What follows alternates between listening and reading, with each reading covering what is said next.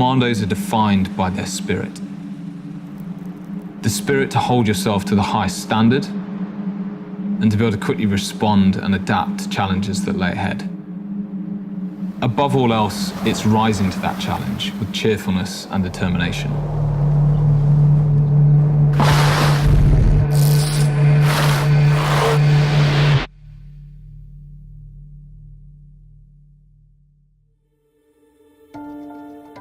Norway 75 is a 2,000-mile journey by bike and sea kayak throughout the length of Norway. And it's all about bringing a small, diverse team of Royal Marines together to commemorate the 75th anniversary of the Telemark raids, to retell other heroic stories of World War II Commando operations, and to raise money for the Royal Marines charity and the efforts they undertake to support good mental health.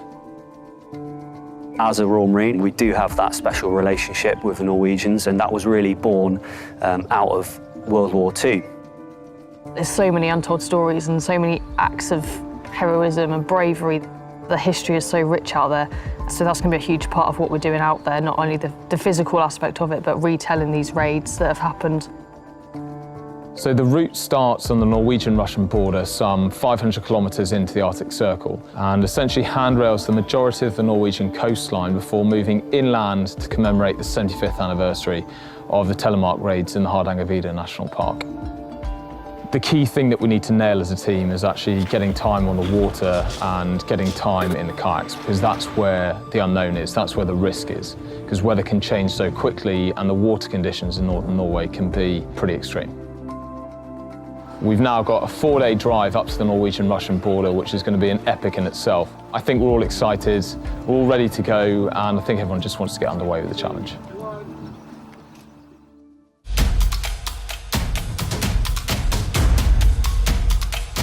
Norway 75 is finally beginning, 16 months in the planning. It's just over there. You can see the Russian border.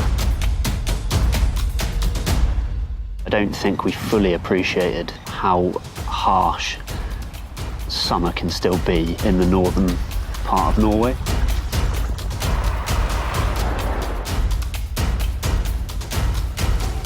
Still air temperature is around about 4 to 5 degrees, but with the wind chill added on, it's going as low as 1.5 degrees.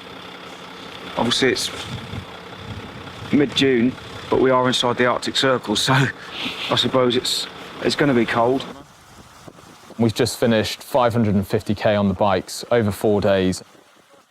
The challenge that we've got ahead of us is to paddle for 40 miles down into the location of Operation Source. So we're about 25% of the way through the first day of our paddle into Kafjord, which is the commemoration of Operation Source, which was the mini submarine raid to disable the German battleship Tirpitz.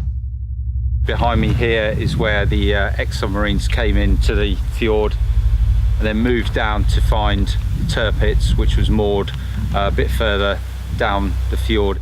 Unfortunately, due to tragic losses, mechanical failures, only 2 of the submarines made a successful run at the Tirpitz, which they actually knocked out for 6 months. And this was a key strategic win for the Allies.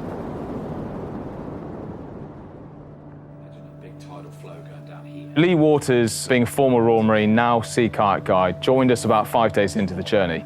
And he left us about a week and a half from the end. I left the Royal Marines, and the Royal Marines charity helped my transition by paying for me to become an Iskaga guide. Getting Lee out there was excellent on a number of accounts. Also reaffirms why we're doing this for the charity, and to understand how effective the charity are at supporting people after their time in the Corps. Seeing that in what Lee's capable of doing now is really encouraging.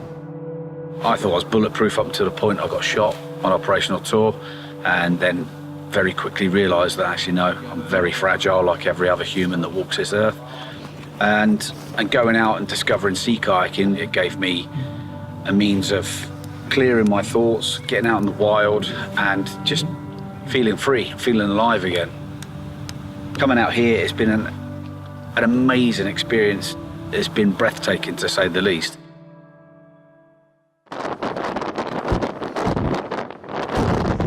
It's raining again.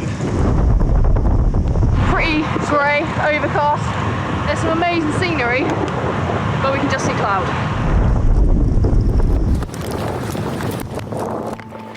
The standout feature of Operation Martin was the epic escape and evasion of its only survivor, Jan Balsrud, who was a Norwegian commando. His endeavour from the coast of Norway all the way through to trying to escape the Germans and into Sweden was a never-ending tale of local support and quite unbelievable survival in some pretty harsh conditions. 81 persons helped him. They were not asked to help Jan. They did it. He was a guest, as they said. And when they get a guest in Troms, they help them with food and bed. Special people up here. Every single time that you stop and you revisit the history of the commandos that were there before us, back in World War II, completely puts everything into perspective. We'd all sort of read what we could in books and seen films and documentaries, but nothing can prepare you for that human aspect of those stories.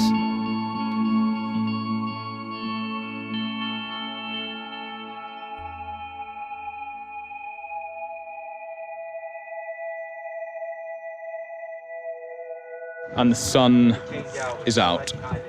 I'm a bit nervous. Why? I'm just gonna get loads of sunburn now. Not used to this. I think everyone is massively enjoying the heat as we move further south, but we're already missing the 24-hour sunlight that we had so much of in northern Norway. It's pretty unique waking up at 2 a.m. in the morning to blue skies and sun.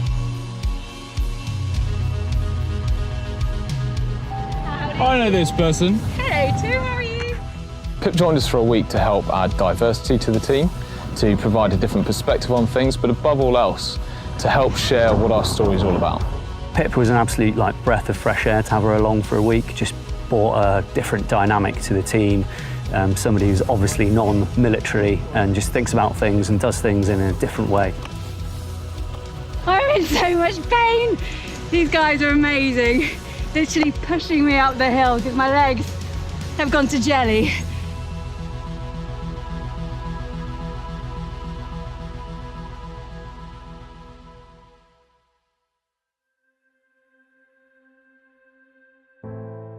In September 1943, 10 British commandos and 2 Special Operations Executive Agents infiltrated northern Norway via submarine, crossed the Svartesund Glacier, which is a formidable piece of land, with an objective to destroy the German-controlled Glomfjord power plant, which was powering the Luftwaffe aluminium production. Outside of actually following the footsteps of those commandos on the water by kayaking into northern Norway, we also crossed the Svartesund Glacier as those commandos did. This was a stark reminder of some of the challenges they faced. Come across this steep terrain. September would have been similar to this. They'd also been carrying fairly big packs with explosives, detonators, their own personal weapons, ammunition, and radio equipment. After the walk up the glacier and before the operation down in Glomfjord, 12 commandos bivvied up under this rock for 2 nights, making their final preparations before they went down the hill and actually conducted the raid on the hydroelectric power station. Here's the monument that stands today for the guys who carried out this operation, the 12 guys, of which 1 was killed during the operation, 7 were executed following their capture after the operation, and only 4 of them managed to escape.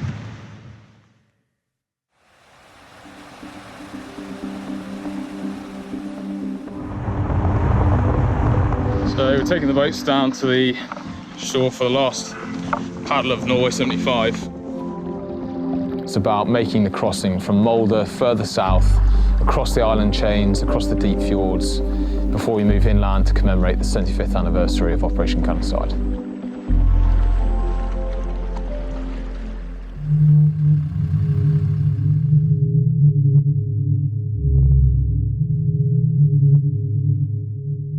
So we've just rerouted for the last week to try and do an amazing climb called the Trollstigen, which John has just done, as you can see.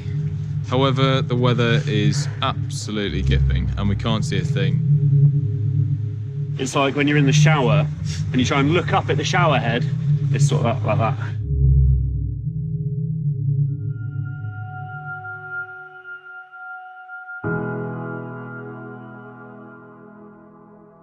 I think one of the biggest things that we all learned from the Norwegians was don't rush things, take your time, spend time soaking up the history that we were revisiting, and spend time talking to people, finding out more, and actually opening your eyes to what's around you.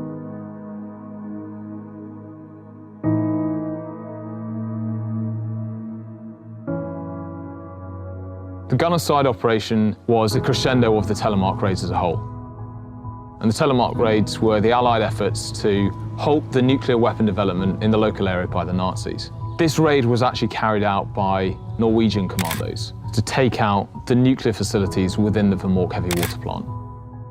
Here we actually met a chap called Tor Nikolaisen, and he's a very, very close friend of some of the saboteurs from the telemark raids. He took us on the route, which is called the saboteurs' route, that they would have taken during the final stages of Operation Gunnerside.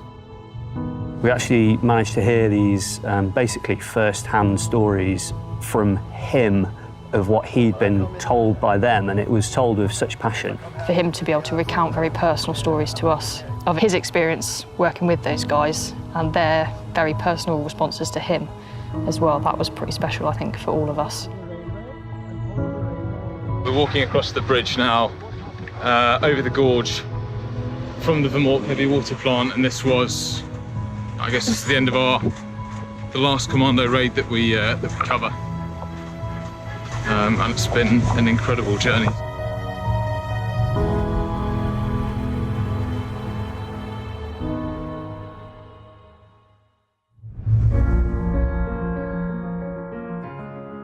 The standout thing from this trip, it echoes what the saboteurs and those who escaped during World War II, the hospitality of the Norwegian people and the Anglo-Norwegian relationship is still really strong to this day. The Norwegian people are absolutely incredible. I was really bowled over by their kind of warmth and support for what we were doing. They couldn't do enough for us. They would readily give up their time. They're so willing to share their home, their food, their time and their stories with you. I hope what we've achieved for the charity has been positive, not only monetarily, but also in the awareness that we've raised back in the Royal Marines, because it's very easy for us still in the Royal Marines to forget about these issues and the guys who've gone away, but also, arguably more importantly, outside of the Royal Marines, and mental health is a wider issue, not just an issue within the Corps. I've been in the Corps a long time now, and I've unfortunately seen people go through hard times due to operations and other issues within the Corps, and the charity is there to support them, not only with physical injuries, but obviously with the mental health side of the charity as well. Raising money for that charity is very important to all of us in the team, and that was one thing that always kept us going.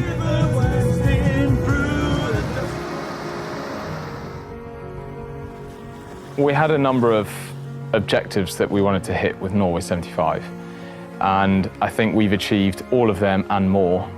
And I think, to highlight but a few, we've had an incredible time building relationships all across Norway.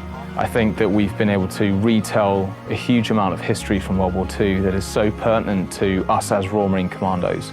And also the fact that we've been raising awareness for the Royal Marines charity and the efforts they undertake to support good mental health.